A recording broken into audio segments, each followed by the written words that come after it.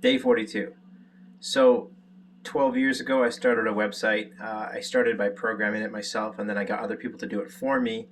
And it's been running as a little business for a while, and we're now coming out with a new version of it. And I'm testing all the features, which is a little boring, and I'm not enjoying it. So I'm going to talk about how I decided to go towards the mean stack. And initially, programming for me is not very inspiring.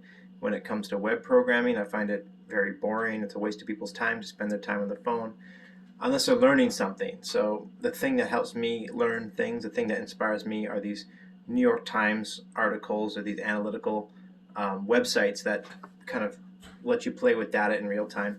I looked into that, and those are called progressive web applications, which are basically built on JavaScript.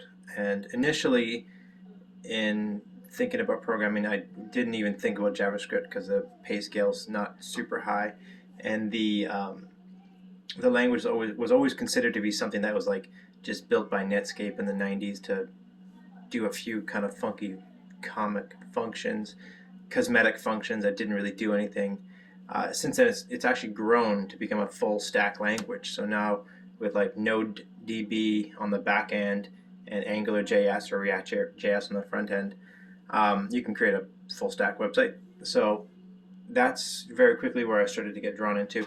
After talking to a few programmers and what they're doing, I started looking at the mean stack, and now I'm looking at the Pern stack. So basically, mean stack is MongoDB Express as like an intermediary between two of the JavaScript front end and back ends.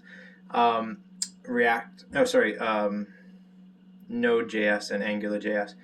Talking to a few people in the industry, React is just more popular. It's got more tools, and also Postgres SQL, which is where the Pern comes in from, is kind of what I'm substituting. So Pern stack would be Postgres SQL, Express, which I don't really understand yet, React.js, and Node.js on the back end.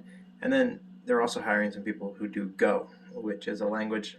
Again, I was like, should I learn this? It looks like it does some weird stuff that it's used for some sort of specific server functions that I don't really understand, and I'll never get a job there. But the cool thing is they're actually getting people to do that. So it could lead to learning Go in the future. But that's what I'm doing. I'm designing a Pern stack curriculum.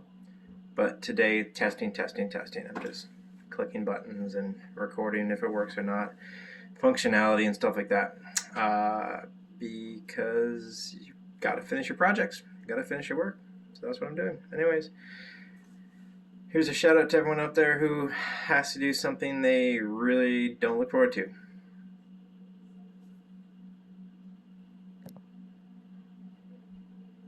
It's not really inspiring, is it?